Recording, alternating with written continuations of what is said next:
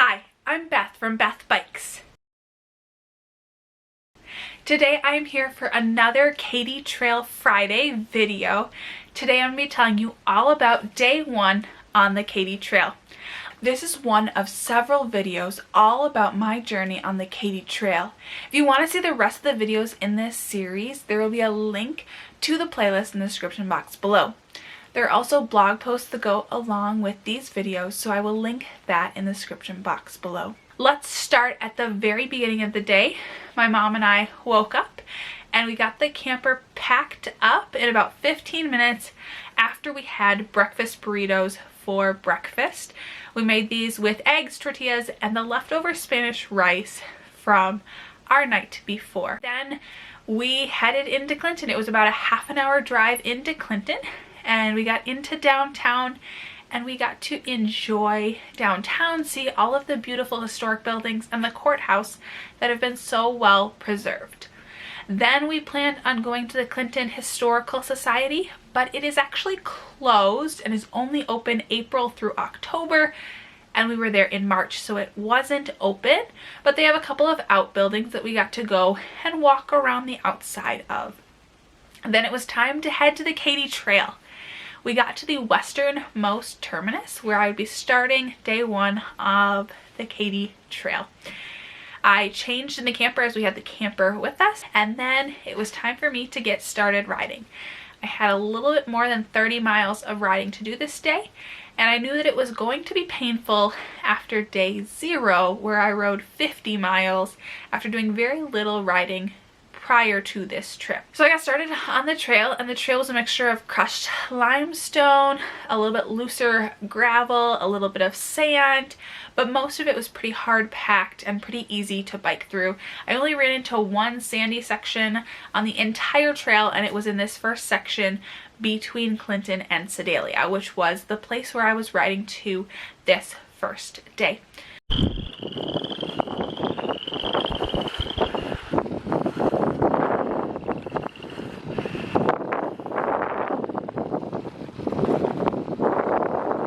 This was definitely the least beautiful section of the entire trail. It's a lot of pasture land on either side. Again, I saw lots of cows. These cows were a little bit more used to seeing bikes as they are right on the Katy Trail, but still quite a few of them gave me weird looks like, what are you doing riding a bicycle?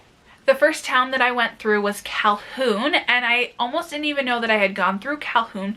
There was a small brown sign off to the right-hand side of the trail. It said Calhoun, but other than that, there wasn't anything there. I think that there was a trailhead just off of the trail, but I didn't stop here because I didn't think there was anything here.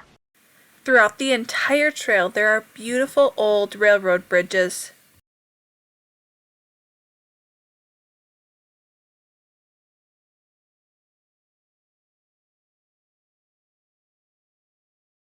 I didn't end up stopping until I got to mile 16, which was the town of Windsor.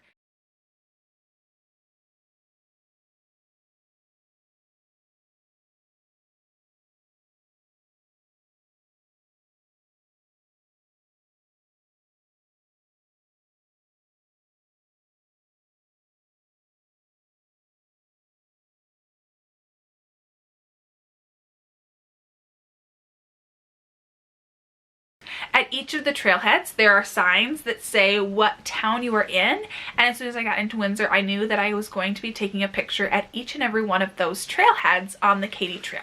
So I stopped to take a picture there, and they also have a caboose in Windsor, so I took a picture at the caboose. And then I quickly kept moving, knowing there would be more trailheads ahead of me that I would want to stop at. Just outside of Windsor, like less than 200 feet outside of Windsor, I ended up passing two gals. I got to talk to them a little bit and figured out that they had done the Katy Trail from east to west the previous summer, but got rained out in Sedalia, so they were unable to finish the section from Sedalia to the westernmost terminus.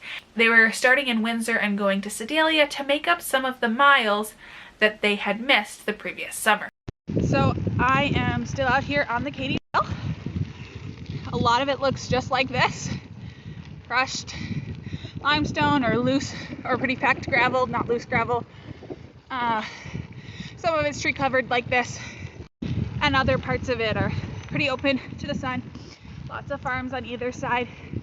I'm about 18 miles and just passed through the town of Windsor. And that was where I passed my first 2 cyclists on the trail. 2 gals going out also to Sedalia, which is my end destination for today. I've seen a total of 5 people out on the trail, 2 walkers, 1 runner, and 2 bicyclists. And it's warm. That is the one thing about today, that it is warm. So I'm drinking lots of water, eating some things, just having a great day out here. My next stop was an exciting one. It was at the high point of the trail, about 22 miles in, and I was very excited to see this sign because I felt like I had been on one long climb all day. Part of this was because my legs were tired and my butt was sore, but also I really was climbing for most of the day. And at this point was when I met Bailee, Caleb, and Dylan, who are 3 names that you will hear more about over this series. They were sitting at the high point. There is a picnic table and bench there, and they were sitting there eating their lunch. These 3 ended up becoming friends of mine over the course of this journey, but they were from Kansas City. I learned a little bit about them and figured out that they were also biking to Sedalia and were biking the entire Katy Trail in 6 days, the same 6 days that I would be spending on the Katy Trail. So I knew I would run into them again, and I sure did.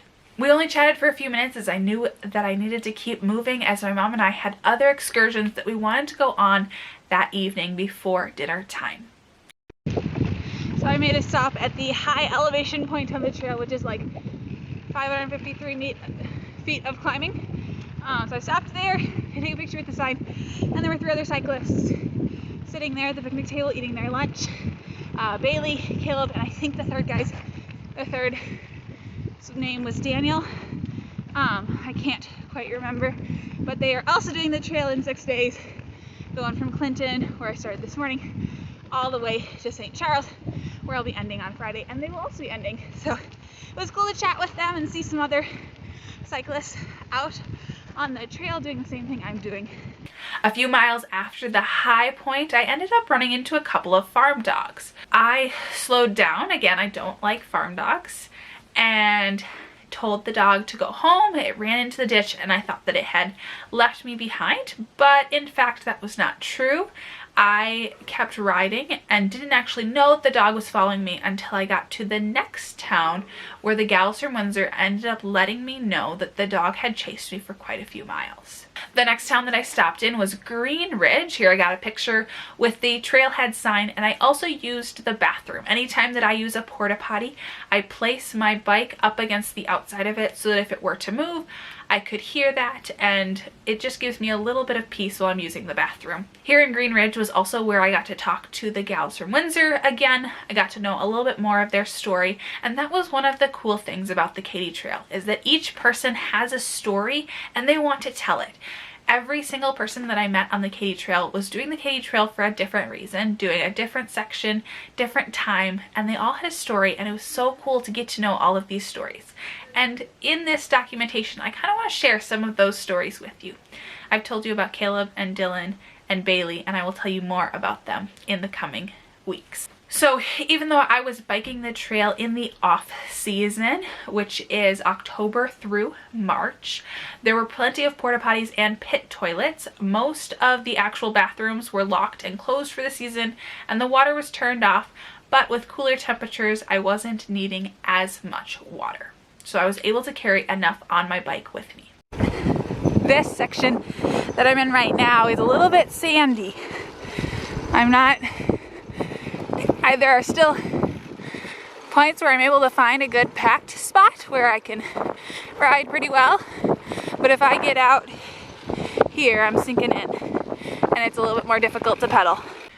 I knew I had hit the suburbs of Sedalia because the number of trail users increased exponentially.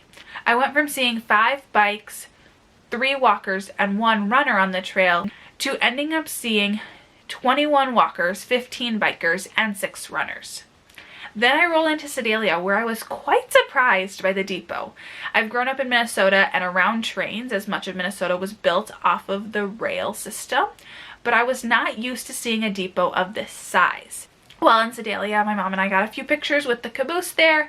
There's a welcome to Sedalia, always on time little photo op, so I got a picture there and got to see the outside of the depot. It was then to come back the next morning to see the inside of the depot while it was open, as the first day of this journey was a Sunday and the depot was not open on Sundays. I was able to take a shower and get lunch in the parking lot of the Sedalia depot because of our camper, which was awesome. It was so nice to have our home with us. Our first excursion of the night was the Trails End Monument, which is located at the Sedalia Fairgrounds. So we drove to the Fairgrounds and figured out that the monument is actually outside of the fairgrounds, but only accessible from inside of the fairgrounds. So as we were driving through the fairgrounds, we went and looked at the fair buildings, which are all built between 1902 and 1907, and most of them are registered historic places. So those were beautiful to see.